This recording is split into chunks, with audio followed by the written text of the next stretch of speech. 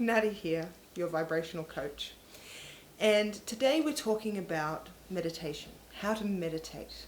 This is an interesting one because even science is starting to show us the benefits of meditation.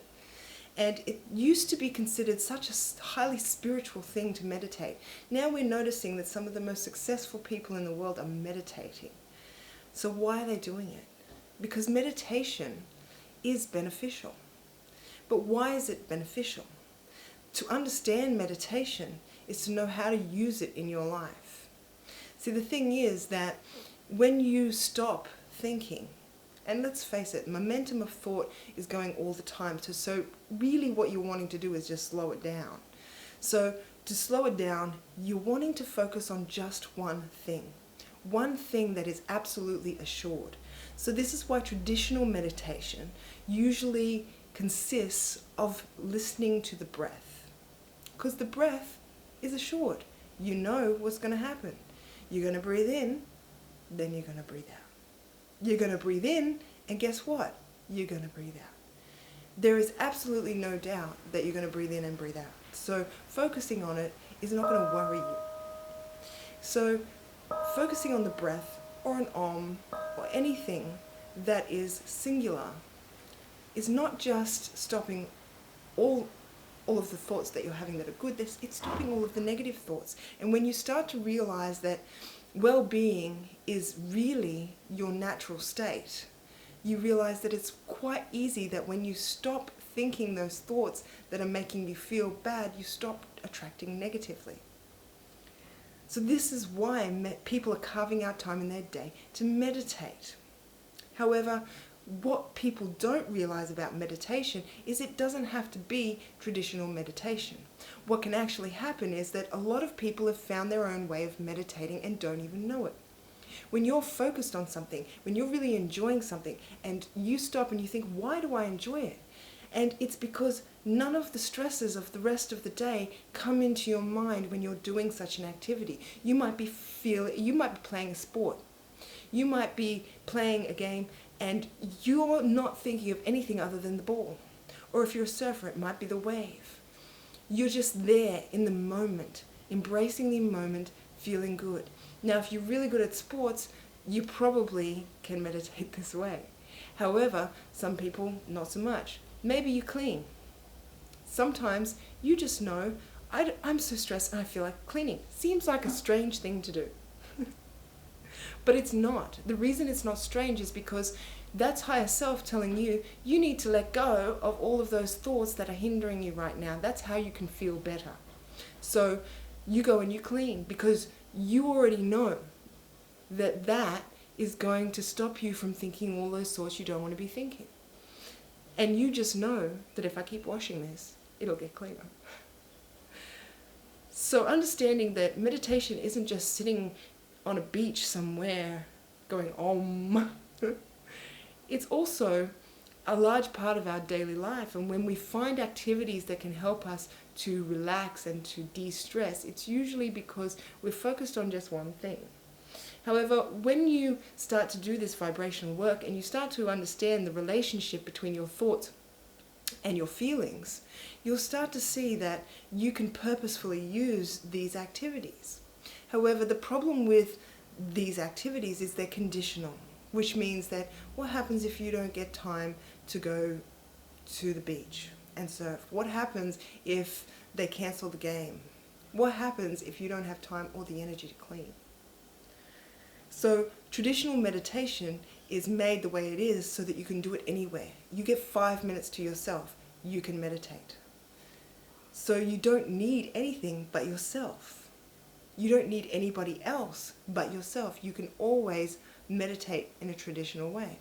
So when you start to see the relationship between your thoughts and your feelings, and you're seeing that the meditation is actually helping, and you see the results of that, you'll want to carve out more time in your day to do those activities. But not only that, you'll want to try at least the traditional form of meditation, simply because if you don't get around to those other things, this is a way to help you release resistance. This is a way to help you to feel better. This is a way to let things go. And that's great. And when it starts to feel good to you, when you go into that little meditation bubble and the rest of the world just fades away, it's going to feel good. And you'll start carving out more and more time of your day to meditate. In fact, you'll start to replace things. Television. When you start to understand that when you're watching television and you're feeling a feeling, when that feeling is being invoked by the television show, you're actually feeling it. You're putting it in your vibration. And therefore, you're attracting. So you're watching the news, not a good deal. You're watching a horror movie, not a good deal. So you might replace a certain amount of television with meditation. A time to sit and focus. I like to play a game where I imagine having what I want. Sit there, and I think we've all done it at some point. What would you do if you won the lottery? Well, I'd buy this and I'd buy that, and I'd go out and I'd do this, and I would spend more time with this person. I'd go on a holiday, I'd do all this stuff, and it makes you feel good. But you're feeling good now, which means that your vibration is aligned with what you want. However, if you're thinking of these things and it's just highlighting to you how they're not in your life now, probably not the best game to play. What you really want to be doing is having a look at those things that you do appreciate, that you do have, that you do love, that you already have. And by highlighting these things in your life, you don't have to go outside of the moment as much. It's fun to, sometimes, to remember those good feelings that you had on that holiday, to remember those good times you had with that person. Sometimes that feels good, and if it feels good, hey, do it. If you're thinking about your future and it feels good, then keep doing it. But in the case that one of those is just highlighting that it's not the now, you want to just pick out those things. Pick out some things, even if it's just, hey, the sun came up today. So meditation is a way of using that focus.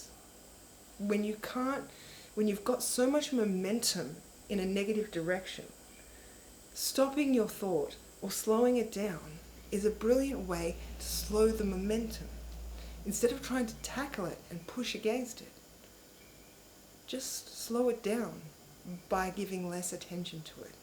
Because the more attention you give to something, guess what? The more it grows, the more you see it, the more it's in your vibration, the more you feel it. You only miss somebody when you think about them. Think about it.